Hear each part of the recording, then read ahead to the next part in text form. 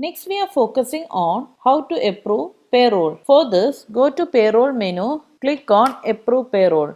If process salary details is correct, payroll can be approved. That means after processing payroll, data can be approved. If it's approved, data cannot be removed or edited. For this, first select the branch, then month. Here, we can approve payroll individually and in bulk. Here you are having option to select employee. Here we can see employees payroll details. Days present, days on leave, loss of pay, monthly CTC, monthly amount, monthly gross salary, total deduction, net salary, last month salary, calendar days, working days. Also, if you want to see the view slip, click here.